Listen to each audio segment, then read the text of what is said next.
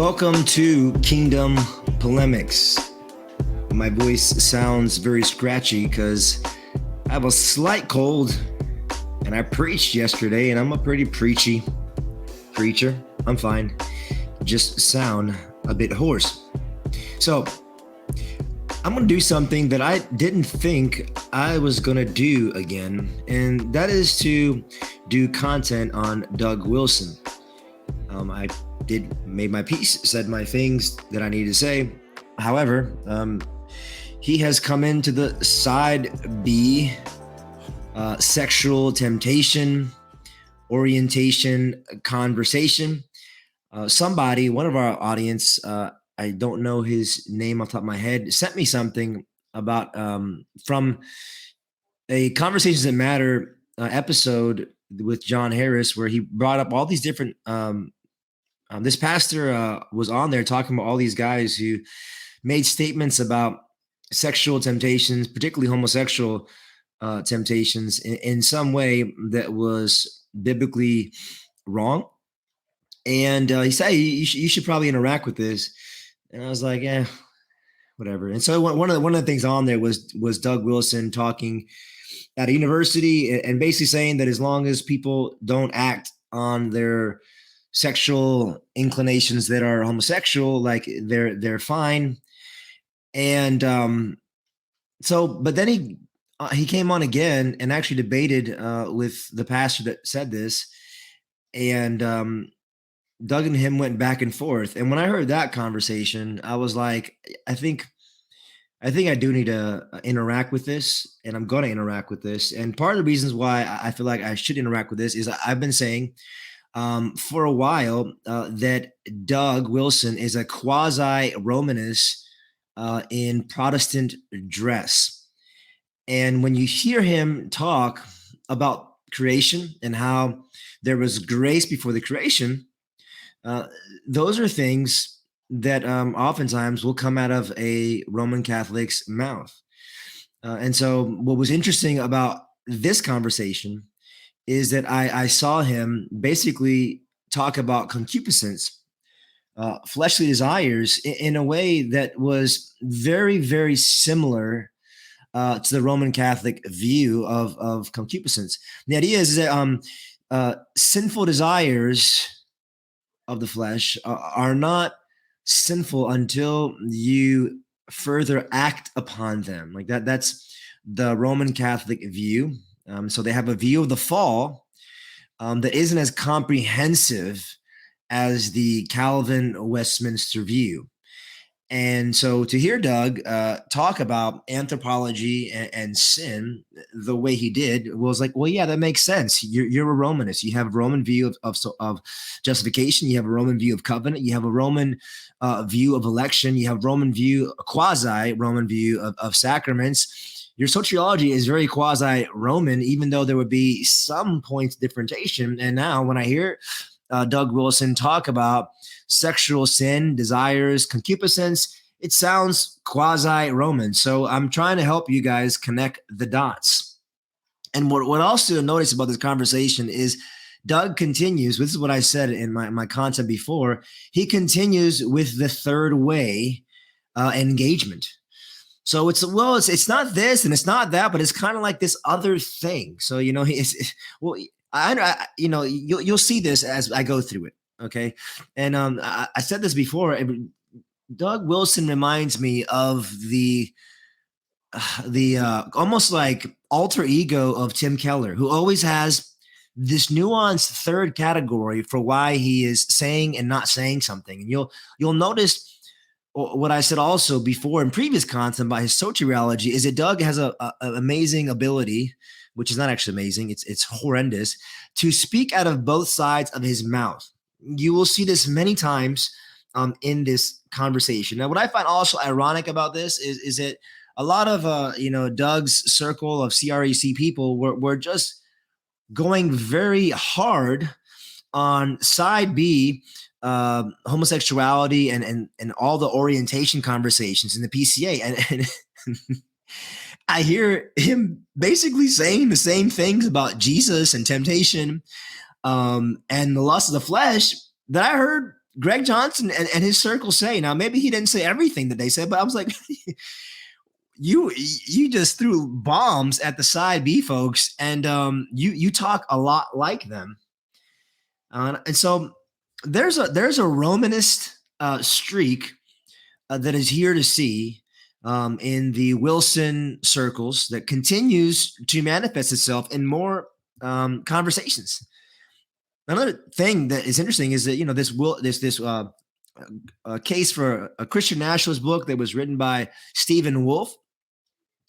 I read about 140 pages of the book, and I was like, man, this is Thomism. The ordering of nature and the things that people do by nature, nature orders society that is conducive to grace. And so it's almost like the way you start with nature and then you make it your way to the tier of grace. So you see that over and over again in Wolfe's book, which is promoted by Canon Press. And I was like, there's just too many things here in different conversations for us not to just piece together and see the web. So I'm going to start going in. I'm going to stop a lot of times and make some commentary, and hopefully you guys will be able to think about this for yourselves. So here we go. Let me start. Here is John Harris, asking Doug to interact. The other pastor, Jared Moore, made his case before. So we're going to focus on Doug here. Without indulging in that temptation. Let me begin by saying that I don't think there's a difference between us when it comes to what should be the outcome practically in terms of action. I think the difference between us has to do with how we frame what's going on theologically. And what I'm saying is that I want to make a distinction between what I am, fallen, corrupted, busted in certain respects, what I am, and what I do. So there's a point and there's a threshold where our corruption of nature, which the Westminster Confession says is truly and properly sinful, right? It's no. All right, let's start right there. And by the way, Doug will contradict what he just said. So one of the first things that he does in order to talk about this concupiscence, sexual desires conversation is we need to distinguish who we are from what we do. So who we are could be this, person who lusts for homosexual things, but what we do is different from that. And when I heard that, I was like, this sounds very similar to Greg Johnson, even though he wouldn't. There's a point where Doug says, Christians shouldn't identify as homosexual as their identity. But here he just said, if in this conversation about homosexual desires, you need to separate who you are from what you do. And that's where I immediately say, no, yeah, you do, because who you are is not sinful. Who you are is not a homosexual luster.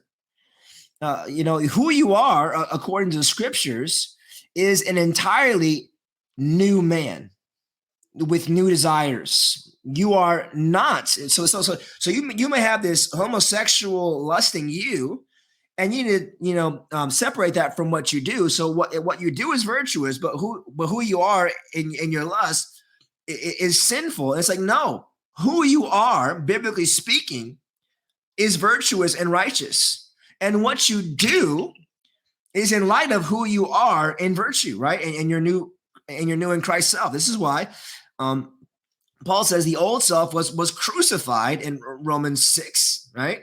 The old self of your former man of life has been crucified and buried. And now who you are is not the sinful luster. And so you do things in light of who you are. And so it's interesting. Doug says, well, you could be this person who is, homosexually lustful, but you do things that are virtuous. That's totally backwards in the gospel language of union with Christ and how it worked itself out. No, you don't do, you do rights because you are not the person in bondage to sin. You are not the homosexual luster. You are the new man, right? That's Ephesians 4 language. Okay. Let's keep going a little bit.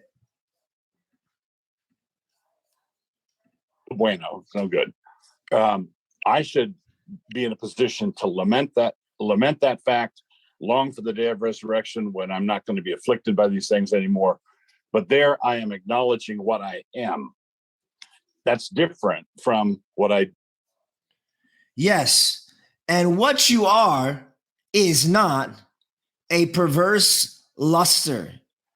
What you are is a new creation in Christ.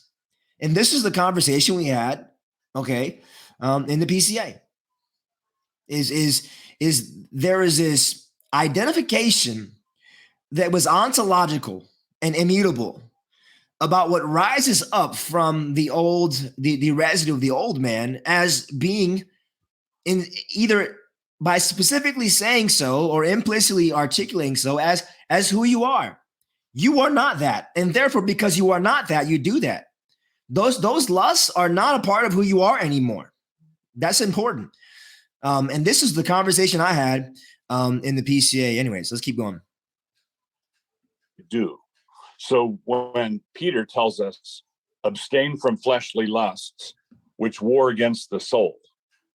Okay, there are these fleshly lusts within that are at war with me. I've got a traitor within the ranks.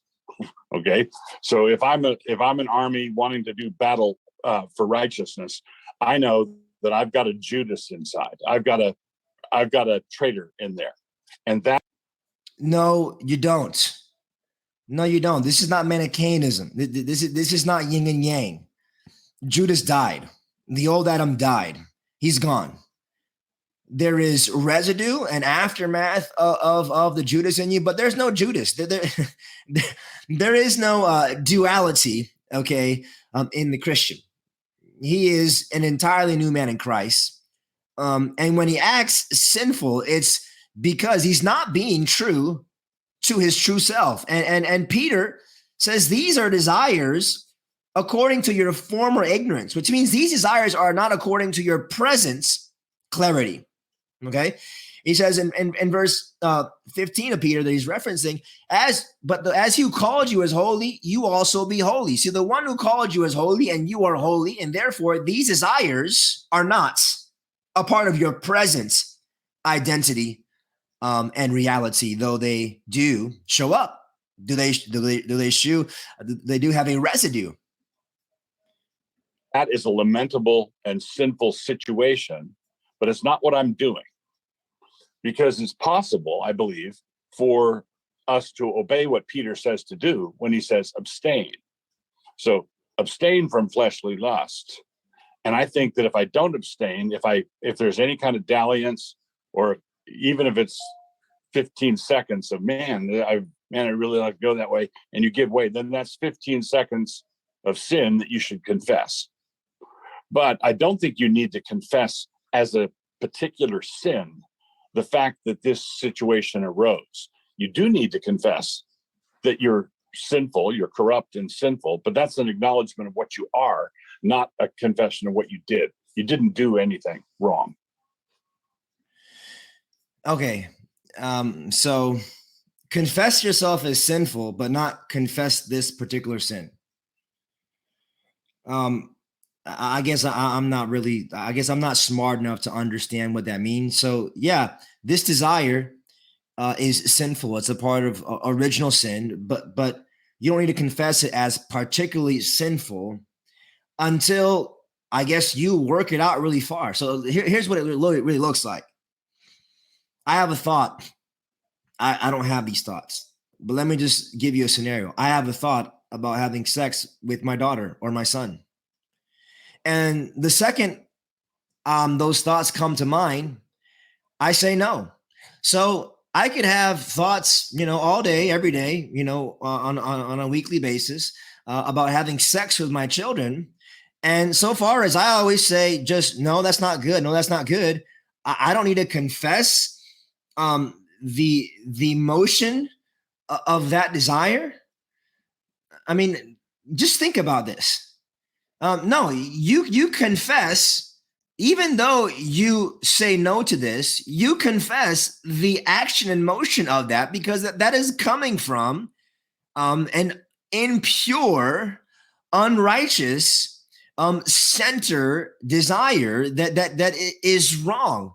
Whether you act upon it or not, this is the thing. We were talking with the Greg Johnson side B folks. They're like, yeah, I have these thoughts about men, and I desire men, and I'm into men, but I'm always saying no to that, even though that's always there. I say no. Saying no to acting out your sin is not sufficient in the Christian universe, unless you're a Roman Catholic who doesn't see the emotions of sin that come from original sin to actually be a problem.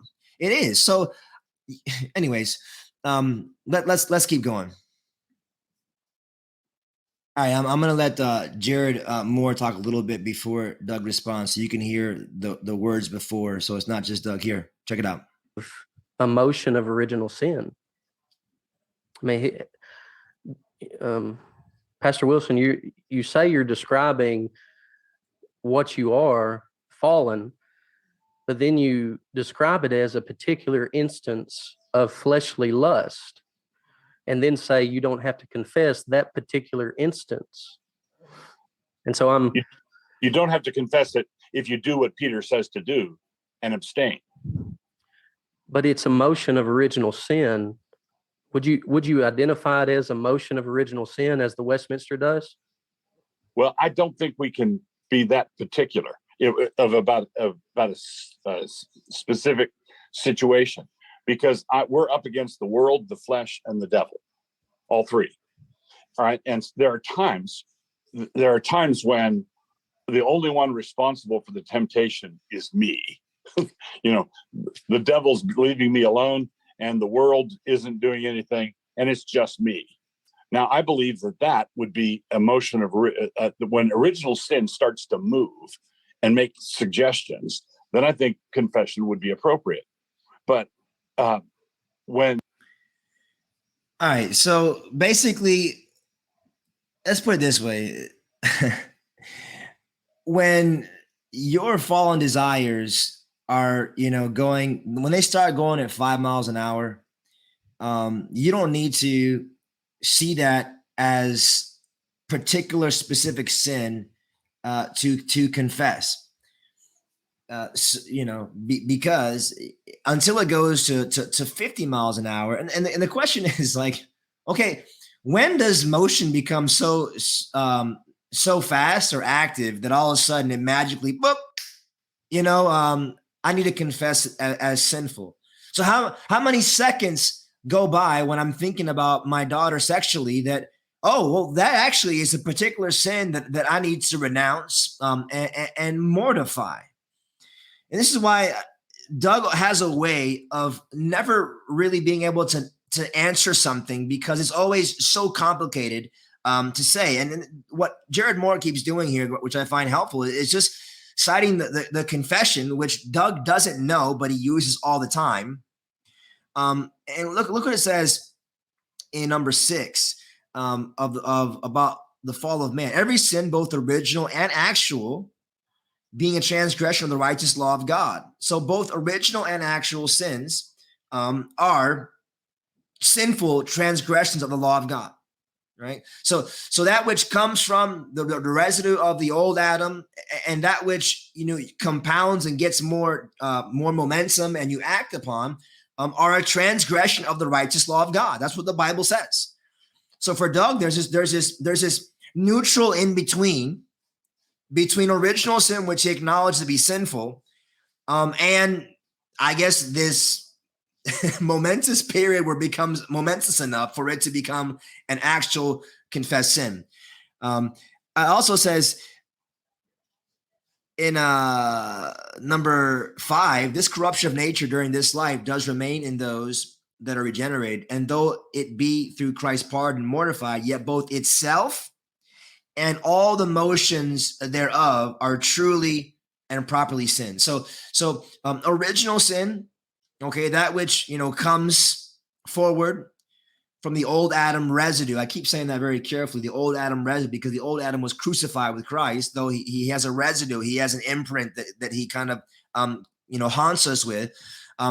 All the motions thereof are truly and properly sin. So it's very simple. That which naturally comes out of you that is sinful, and the transgressions that work out of that are sinful.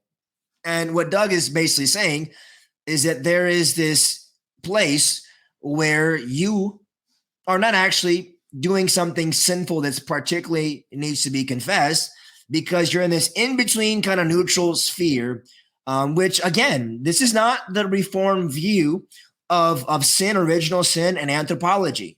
Okay, this neutral period in between, original sin and actual sinning is very much a Roman Catholic view.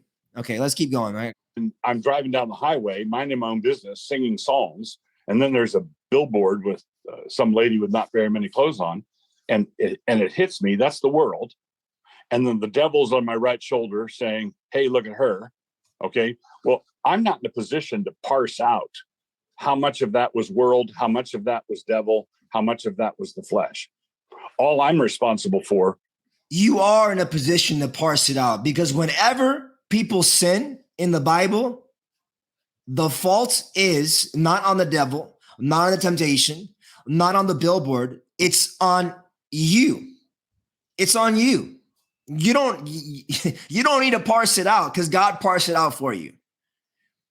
When David sinned, it was really simple. You the man. It's your fault. The devil doesn't cause you to sin. The devil, I mean, he probably would agree with this, but you don't. Yeah, you parse it out. It's really simple. You did it. It comes from you. It's your fault. That's parsing it. Simple, plain. Is to abstain. Okay. Now, when I don't have any external temptation from the world, and let's say hypothetically there's no demonic or diabolical presence there, Colossians 3:5 says, "Mortify your members which are on the earth." All right. So I've got members which are on the earth, and you rightly said our duty is obedience. Well, I believe I'm being obedient if I'm mortifying them. I'm glad that Doug brought up Colossians 3, because this is something I brought up with Revoice folks many times. So for Doug, mortification of desire is simply when desires show up regularly, you simply just kind of know them. You know them, you say no to them, and you don't act upon them. But actually, that's not what Colossians 3 says about sexual morality and passion and desire. It says, "Put to death, therefore, what is earthly in you." And then it says sexual morality, impurity, passion, evil desire, and covetousness. Okay.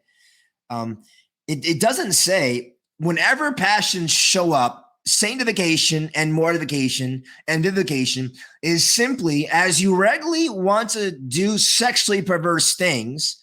You just don't, go from 20 to 100 miles an hour, and you just say, no. These desires should be put to death. They should be weakened, and they should disappear in the trajectory of your life. This is this weak, anemic view of gospel application that we have dealt with in the PCA. And it's no surprise to me that neo-nomians that have these ways of talking about justification and final justification and covenant righteousness and all this stuff, where there's like this works righteousness. If you're going to present a works righteousness gospel where people kind of work their way from grace to final justification, like the Federal Vision does, you're going to need to lower the bar a bit. Right? So you lower the bar so that people can obtain righteousness with a little bit of synergism, and you lower the bar so people don't actually need the profound grace of the gospel to comprehensively mortify things. This is hospice Christianity. This is not biblical Christianity. This language here. Well, but they've got to be there in order to mortify. And so I don't want to be saying that someone can be simultaneously obedient and disobedient. He's disobedient because he's got these things to mortify, and he's obedient because he's mortifying them. Well, which is he? Is he? Doug is always making these complicated things that are not complicated. Okay. Is he being obedient or disobedient because he's confessing a sin? So the idea is like when a desire comes up, and then you don't go from 5 to 50, you say no, okay, whatever that means, in Doug's thinking, then if you're doing what you should be doing, how can it be wrong? Well, no, it's not. It's not complicated. The desire to, let me go back. The desire to have sexual interactions with my kids is wrong. And the confession of that inclination and that motion is right. There's no one or the other or whatever. Like you create complications that aren't actually complicated for just people that just are thinking clearly from the text. You create these clouds and conundrums and complications because it's the way that you are always confusing people about doctrine and always kind of having this space for ambiguity, for error to creep in. Anyway, keep going. Obedient or disobedient. So I think it's better to parse it out and say, when I'm praying to the Lord, when I'm thanking God for my justification, when I'm confessing sin in the church service, we have a time of confession. I think it's fully appropriate for me to confess my sinfulness. You know, I think it's appropriate to confess original sin, but I want to confess it as original sin and not as something I'm doing. Because as soon as I confess it as something I'm doing, I'm driven into a law of non-contradiction. No, you're not. You're driven into actually taking Jesus seriously for what he says. Out of the heart come thefts, immoralities, lies, murder, adulteries, theft. Out of the remnant of the old Jew, right, which is connected to original sin, out of that comes actions. Like that's what the Bible says. There's something internally wrong, and therefore, because there's something internally wrong, there's something externally wrong. That's what the Bible says. There's nothing complicated about that. There's no separation of the two, you know, like kind of like, well, you know, I feel this way, but like I'm gonna do the right thing. No, you're in a wrong feeling, and therefore you're in this wrong feeling. You're renouncing the wrong thing from the wrong feeling, but it's not like this neutral feel, this wrong feeling that's not wrong per se to be confessed, only if I act upon it. As I talk about this, I'm getting confused myself. So let me keep listening. Situation where I'm obedient because I'm confessing it, and I'm disobedient because I'm doing it. Well, I'm trying to occupy the same space at the same time with opposite actions. So if it's reducible to actions, then I can't push and pull at the same time. If it's my sinful state and condition, I can acknowledge that. And if I'm the driver, if I'm tempting myself, right? James talks about that. Every man's tempted when he's lured and enticed by his own desire. When that's happening, then yeah, I should confess the stirrings of original sin. Because, but if it appears in my thought life, or it appears in my. Just a side comment. So basically, hey, when, according to Doug Wilson's very nuanced, very unconfessional, very unique, particular statements about sin and virtue, according to whatever very convoluted, complicated, and that's how you evaluate, your need to confess. Forget the confessions, forget church history, forget just, I don't know, like simple text. Don't worry. Doug will tell you exactly in his very precise way of convoluting and complicating everything what you need to do. Don't worry. Mind. And within a second, I say no. Right. I say no, then I'm being obedient. I'm doing what Peter said to do. I'm abstaining from fleshly lusts.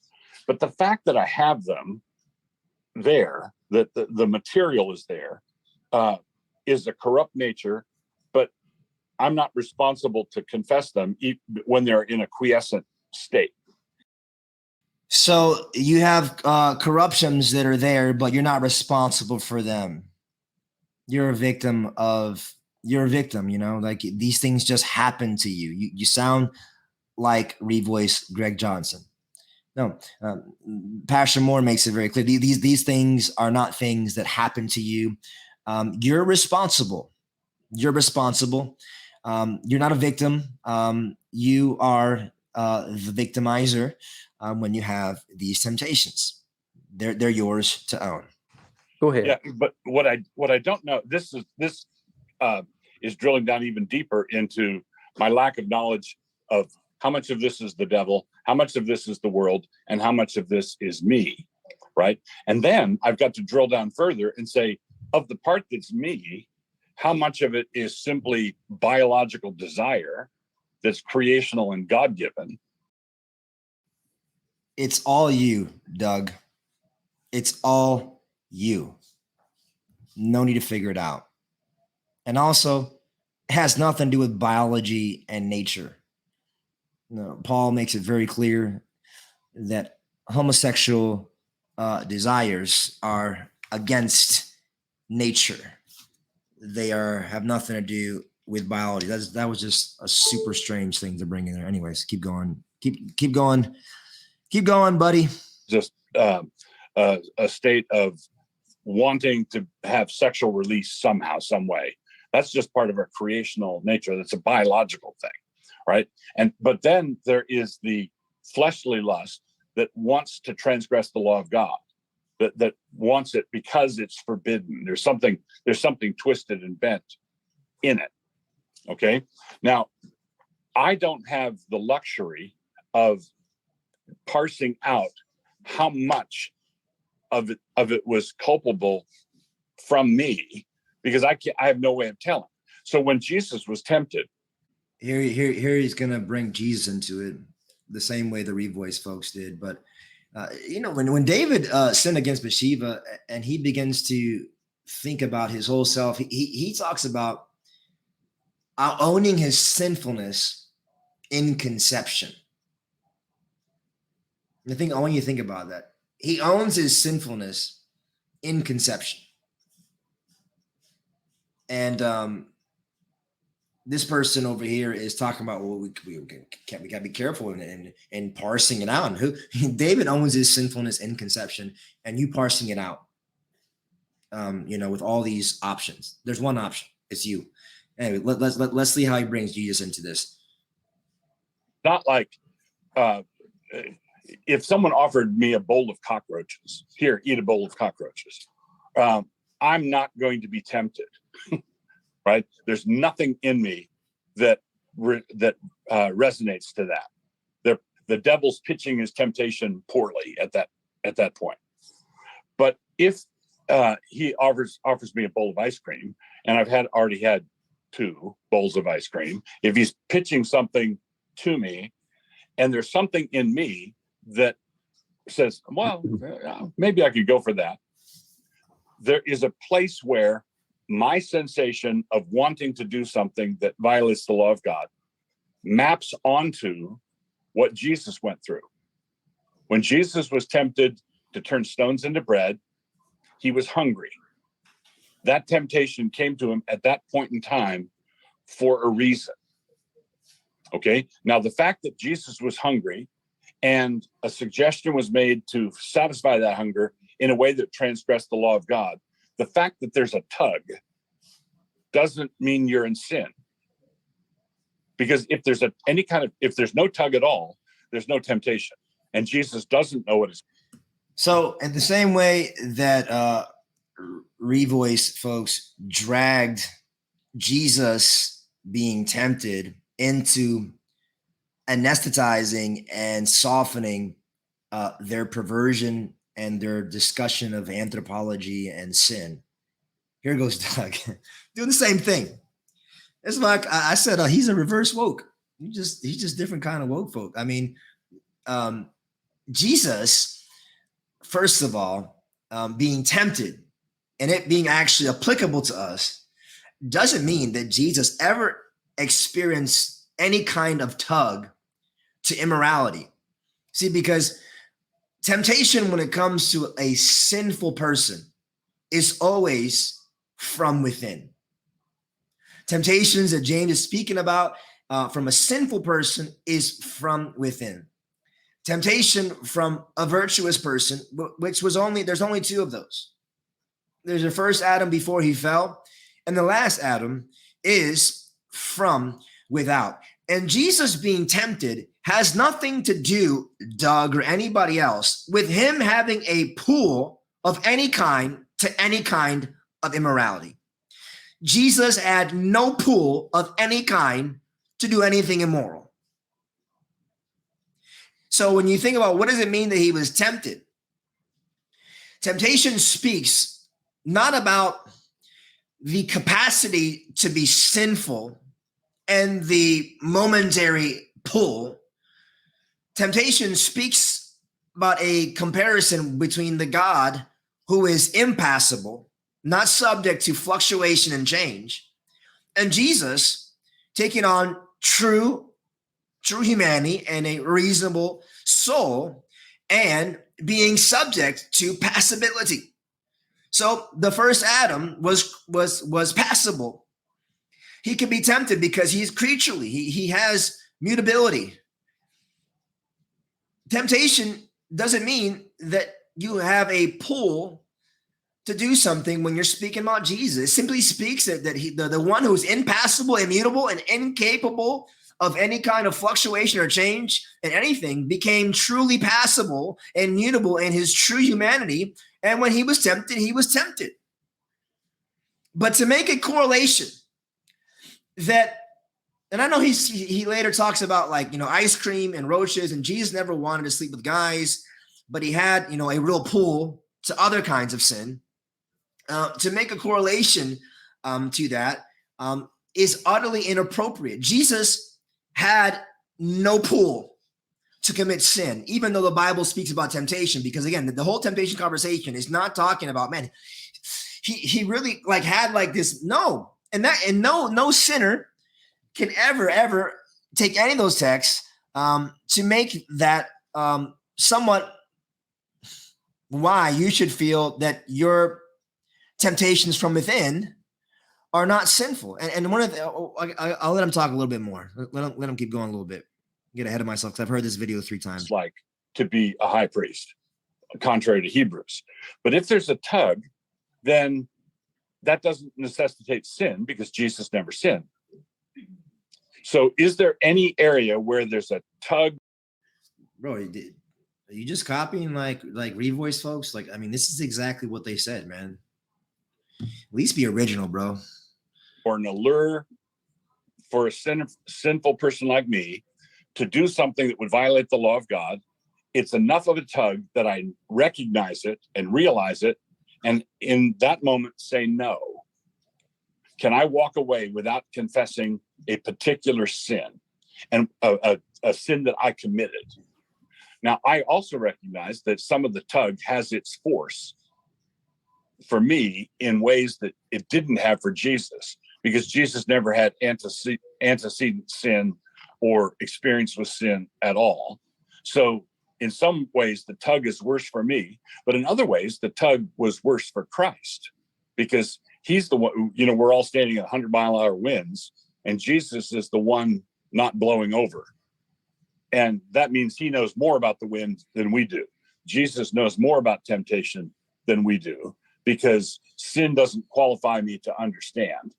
But it does, it opens me up in some ways. And I think Jesus does not know more about temptation than you do, because Jesus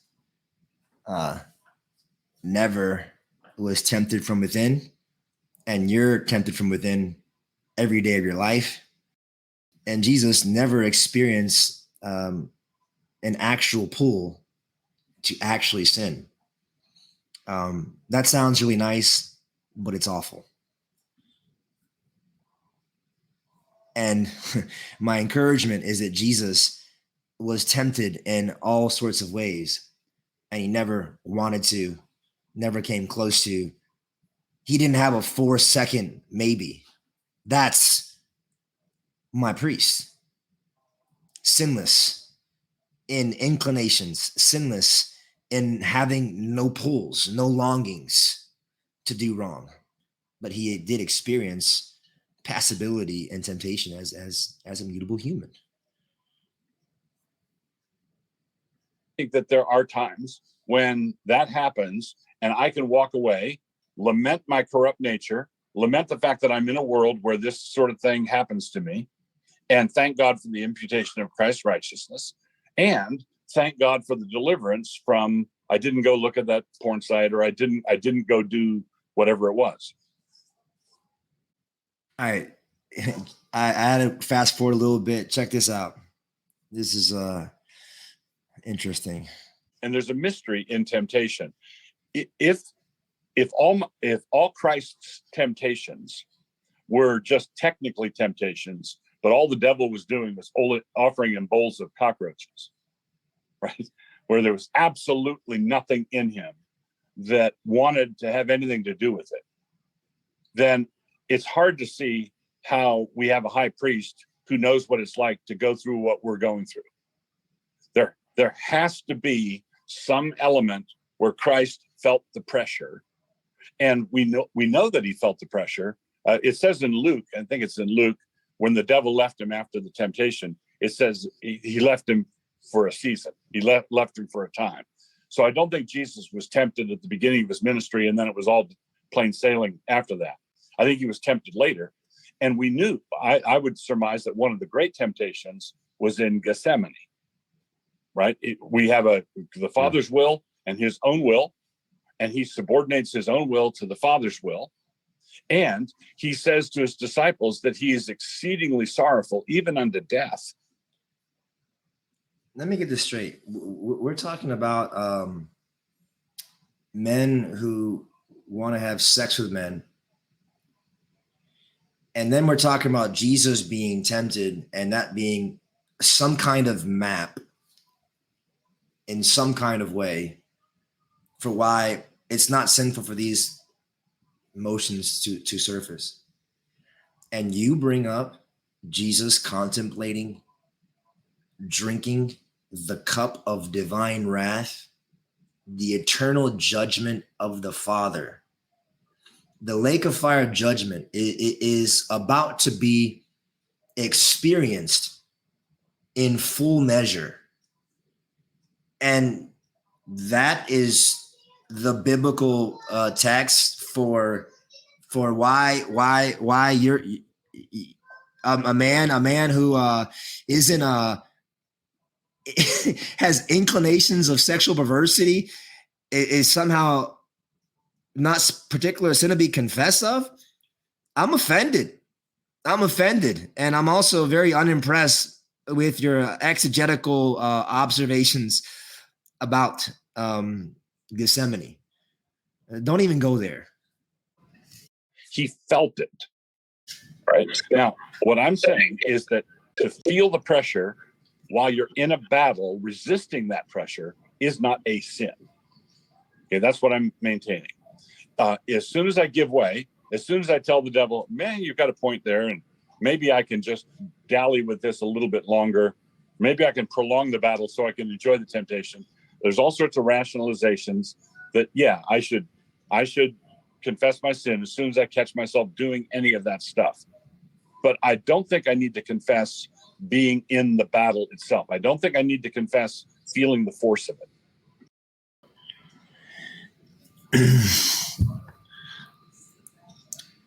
Wanting to have sex with a child, wanting to have sex with a man. Yeah. You need to confess that, and you need to battle that, and you need to never make any kind of corollary or any kind of bread trail or web that says Jesus' temptation has anything to do with that internal emotion of sin. let's keep going. I want to note something here. Listen real quick to this. So eating a bowl of dirt is not the same thing as eating a second piece of cake, or it's so there are heterosexual temptations that are the equivalent of the second and third piece of cake. You notice how Doug always does this? Whenever he's talking about theology, he starts telling stories about beer and eggs and stuff. So we're talking about like is sexual desires of impurity, and it's like bowls of ice cream and bowls of dirt. I just, the reason why I want to point that out is that this constantly happens. Hey, what is heretical federal vision theology?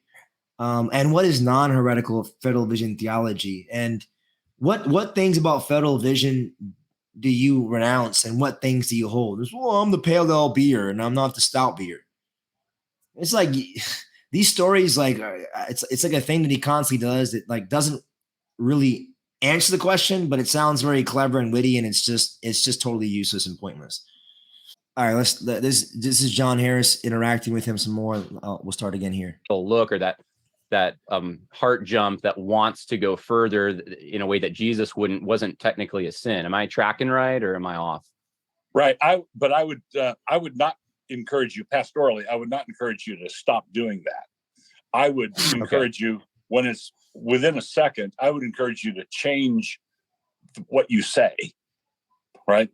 So I think that when you're hit wham and you respond rightly within a second, in a way that the most jealous wife could not object to, right? So, in other words, you behaved. You said, "Whoa, right.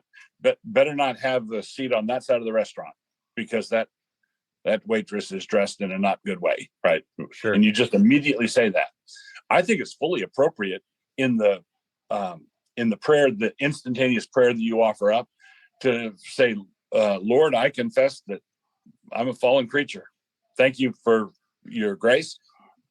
I think it's fully appropriate to address this brokenness, this fallenness.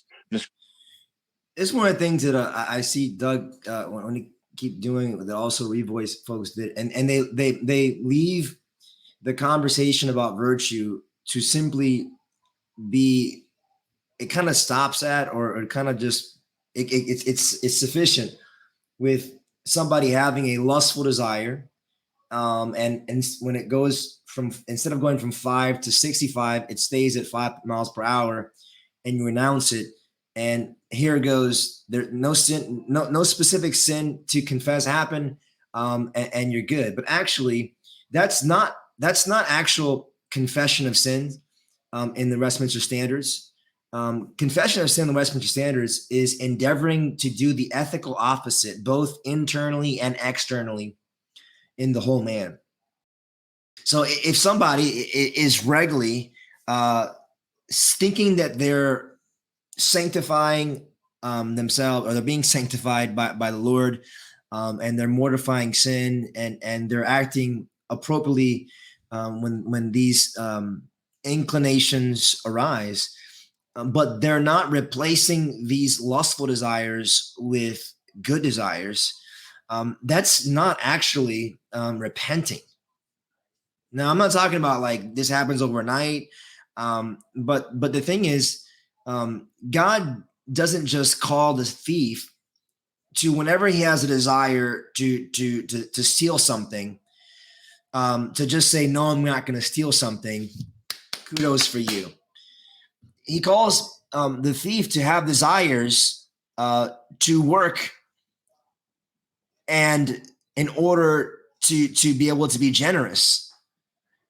So this conversation about how we process inclinations that are sinful in a virtuous way, which is pretty much mostly confined to, yeah, I'm not going to do that, but not like an endeavoring to do the virtuous opposite. It's this superficial view of the Christian life that we dealt with the Revoice. This is pretty much what I'm hearing here.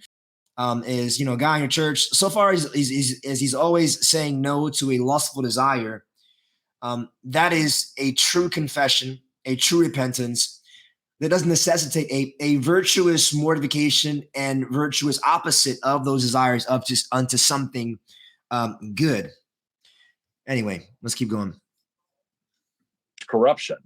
I just want to reserve confession of sin to sins we actually committed. So there's a point where when Peter says abstain from fleshly lusts, there's a point at which I didn't obey him. There's a point at which I'm not abstaining from fleshly lust. I want to limit confession of sin to sins I actually committed. So when Jesus says, these people honor me with their lips, but their hearts are far from me. When 1 Corinthians 13 says, if I were to give my body to be burned, but don't have love, I am nothing. No, you confess the inclination, and you confess the action if it goes there. It's not complicated. It's not complicated. But I don't think that point is when the starting pistol goes off, when the bell rings, when the temptation starts. I don't think I'm instantaneously defeated because I'm in a battle. Okay. All right, here I'm gonna let Moore talk and let Doug respond a little bit. So how can original sin produce anything other than sin? Well, because we're complex beings. We're not. It's not that any part of me is all of me. All right. So my members, which are on the earth. So Paul talks to the Colossians as dearly loved saints, right? To the saints in Colossae, and your members, which are on the earth. So I've got members which are on the earth, and then he gives a pretty gnarly list of sins, and those sins are part of me, but they are not me. And this is one of the reasons why. So here, before, when someone has a desire, they say, that's me. But I'm not going to act out my meanness that's sinful. I'm going to choose to not do it. And here he says, those sinful desires are not me. You see how you just always talking so it started with when you have these desires, that's you. And I talked about no, that's not you. And now that's not you. But the actions that are not you are a part of you. So yeah, this is like a Jekyll and Hyde stuff here. Let's let them keep going. I want to tell homosexual, let's put it as homosexually tempted believers not to identify themselves by their temptations or by their sins. And someone just wrote me. You want to tell them that, but earlier you told us when people had sexual inclinations that were homosexual, that's them. That's who they are. Double talk. In my letter section this morning that I thought it'd be good to insert here. The Bloomington Q&A back and forth was in 2012. It was a decade ago. It was before all the Revoice stuff. Right. It was before the side B stuff. It was before the big rhetorical push came in the church that said you can have your flame on and be a gay Christian and bring those gay treasures into the New Jerusalem. My answer to the lady in the Q&A was speaking in an old era. I was simply talking about the people in our church who, when they're tempted, are going to be tempted in this direction, at least for the time being. I wasn't going in for any kind of orientation, such that if that Q&A happened today, post Revoice, I would say that I'm holding the same doctrine that I held back then, but I think I would certainly phrase it differently. I would phrase it differently. Because now, in post the push to make our identity all wrapped up in our sin, what I said in 2012, I think is really going to be susceptible to misunderstanding. Okay, so this is interesting. So in basically, like, he in some conversation in some college where, college universities are very progressive, sexually anarchist places. He basically said that a guy could be into guys, and as long as he's not sleeping with guys, I'm paraphrasing, it's all good. And he's saying, well, I said that back then, in a different era or whatever, because homosexuality wasn't issues in the church and the world then, but I wouldn't say it now. This is the thing. Like, so Doug is always saying, so the thing about the internet age, like, all your stuff is on the internet, and he always has like some kind of reason for why, when he says something that is just morally questionable, why it was okay, and I don't say that anymore. So you notice something, he doesn't say a whole lot of stuff he says about soteriology that he said in the past, and he kind of like disassociates himself from some of those circles and phrases. And so this guy's always changing. He's always chameleoning. And by the way, even though Revoice would have never showed up, you should never say that to a group of people. You should never say that a man that is lusting homosexually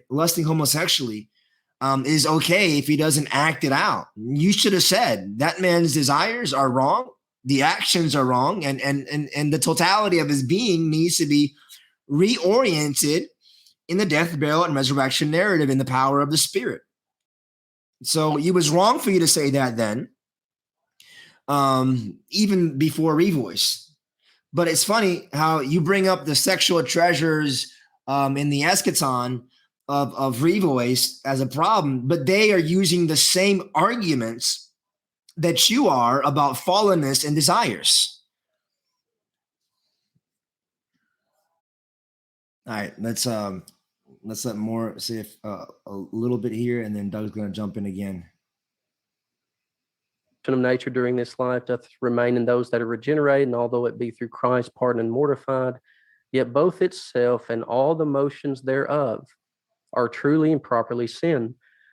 Pastor Wilson is saying that somewhere between original sin and motions, he has come up with something else that is not sin.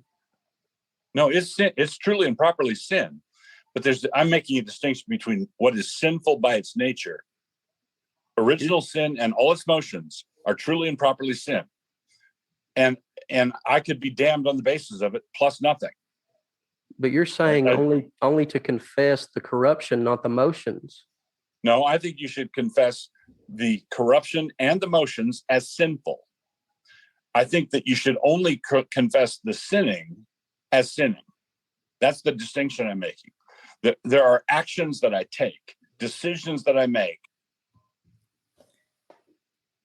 I should confess original sin and its motions as sinful, and confess the sin, but only confess the giving into the sin as sinning. Are you confused? I'm confused. Double talk. Yes, no. Yes, yes. Yes, and. Yes, no. Yes, and.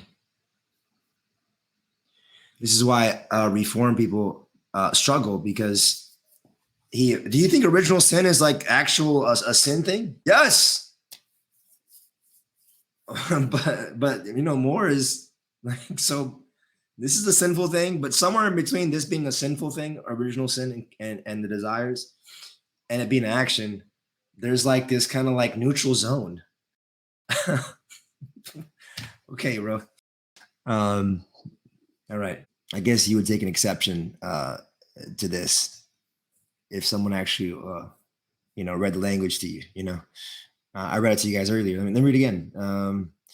This is number 5 on the fall of man. This corruption of nature during this life does remain in those that are regenerated. And although it be through Christ pardoned and mortified, yet both itself and all the motions thereof are truly and properly sin. So if it's truly and properly sin, sin is to be confessed. There isn't certain sins that are not confessable. Sin is against the law of God, and all sins against the law of God are to be repented of. So if Doug is saying that this original emotion is sin, but it's not, it's confessed as sin, but not repented of particularly as confessed sin, this doesn't make sense. It doesn't make sense. And my question is, what do you gain by this? Like, seriously, what do you gain by this? Nuance and qualification. It's almost like these people like that want to like allow for like the age of accountability, right? Like, what do you gain by, you know, saying someone until they're 8 years old isn't accountable? Well, it gives some kind of a space for some kind of less than Christ necessary solution to particular things. So the things, if in this in between original and actual, we see sin, guess what? You know what that means? You need Christ. You need Christ in the actual and the original and all in between. You need Christ. But if you push Christ out of there, then there's some space for works righteousness stuff to creep in. That's what it's about. And of course, because you're quasi-Roman. All right. That are discrete sins that I must confess as a sin that I committed. And I committed that sin because I gave way to my corrupt nature that is truly properly sinful. But I'm making a distinction between what I am in this part of me, in my nature, and what I do. That's the distinction I'm making. The one thing I did want to have a chance to ask you, Jared, is, and this is a very practical question, pastoral question. What do pastors do with? All right, this conversation about how to pastor people, it's interesting, but I don't think it's really that pertinent the conversation, because they go back and forth, and basically, you know, more is like, yeah, when people have these issues, we call them to repentance. We call them to mortification. And so, anyways, I'll move ahead past that. All right, here, Doug is talking about he was, you know, he's disassociating like some of the pietism of his father, and he's given a little bit more qualifications as to where he would differ. So, but he says something I think important to bring up here. Thing for me, but the Reformed doctrine of sin was also a big hurdle for me and so I wanted to sort of go on the record and say, I know and understand the Reformed doctrine of sin and corruption, and I embrace it. I embrace it fully. So I'm not being perfectionistic here. What I'm saying is that I want certain confessions to go in box A, and I want other confessions to go in box B. And I think that it is pastorally helpful to people. You know, you sound like Mr. Wilson. You sound like the Romans with their venial and mortal sins. You have your little boxes and categories of confession. Yeah, the Reformed don't have those boxes, right? We have one box. Is this mental? Is this visceral? Is this volitional? Is this actual and tangible against the law of God? There's no boxes. There's no categories of whatnot. There is. I guess there is severe sins, sins of greater severity, and those of lesser severity, sins that are capital offenses, and those that are not, even though every transgression merits the wrath of God. But that's not two different categories for sinning. It's just degrees of the same issue of sinning. Let's let him keep talking. to be able to say, this is under the blood, this is dealt with by the imputed righteousness of Christ, the corruption of your nature. You are responsible for what you do. All right, you're responsible for what you do. So everything boils down to, do I categorize this as a manifestation of what I am in some part of me? You're responsible for what you think. You're responsible for what you desire. You're responsible for what you do. And what do I categorize as actions for which I take individual responsibility? Because, yeah, I did that. All right. So Moore gives a response, and Doug responds again. We're getting close to the end. Mind submits to it, before your will submits to it, it is still an action from you, even though you rebuke it. Because my rebuke also comes from my heart. Right.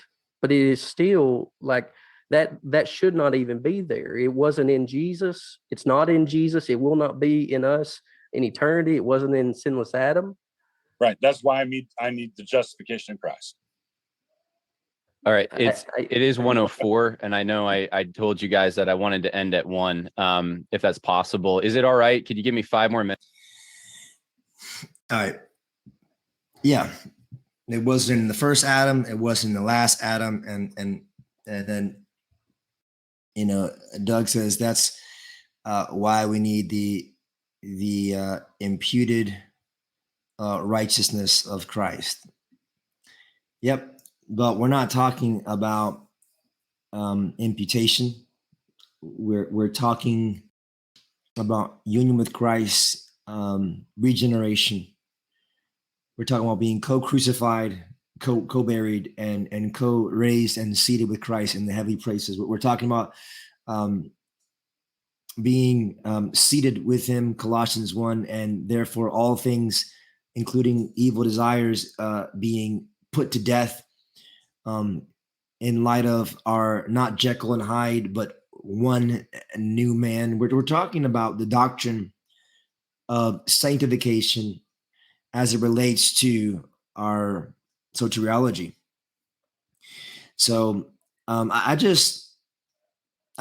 very grateful that this conversation showed up in this particular time, because I think one of the things that I've just heard many times as we discuss the Wilson conversation, the federal vision conversation, is the qualifier that Doug is, he's the ethical warrior. He's the ethical champion. I mean, he's the guy holding the line for virtue. And, you have all these other Presbyterians, in the PCA, OPC, whatever, who, are quasi antinomians, and they just lack, that courageous, clear, convictional virtue in this day and age. And then I literally see these conversations where ethical boundaries are blurred. The doctrine of sanctification and holiness is confused and discombobulated. Doug sounds very progressive and side B-ish with some kind of nuance in between. So I hope this would be eye-opening to you, because you guys are still emailing me about Doug and asking me questions and wanting clarity on these things. It's very clear to me that the more he talks, the more content comes out, that not only soteriologically is he Roman Catholic, but he's also so in anthropology, and you even see in harmatology as you see him work these things out. But of course, there's always a nuance. There's always a gray area. There's always some third way qualification. But, I'm not someone who talks a whole lot about the whole sexual scandals at his church. There are court cases. There have been things that have happened in their Presbyterian courts and whatnot. So I'm not gonna say much about that, but I would say, in light of all the controversy of sexual sin and men that abuse kids, being married under his oversight and whatnot, this view of ethics, this view of concupiscence, this view of lust and sexual morality, it doesn't surprise me that such alleged controversies would surround this man, because this is the kind of stuff where someone has a perverse inclination, someone has a perverse tendency, and simply because they just, I don't know, superficially or regularly kind of say no, like that, like they're fine. That's the kind of stuff that I think gets people into situations and around people they shouldn't be around, that causes much harm when you have this view of sin and this low view of grace, and needing to do more than bring people to just know these things, but to seek true renewal and vivification and mortification of the unrighteous temptations that flow from the residue of the old man. It doesn't surprise me. So, anyways, yeah, I'm done. Hopefully this stuff will be helpful to you, and hopefully you guys will just seek good soteriology, good confessional theology, and a robust biblical view of ethics and holiness that Wilson doesn't have at all. So anyways, grace and peace, signing off, Kingdom Polemics.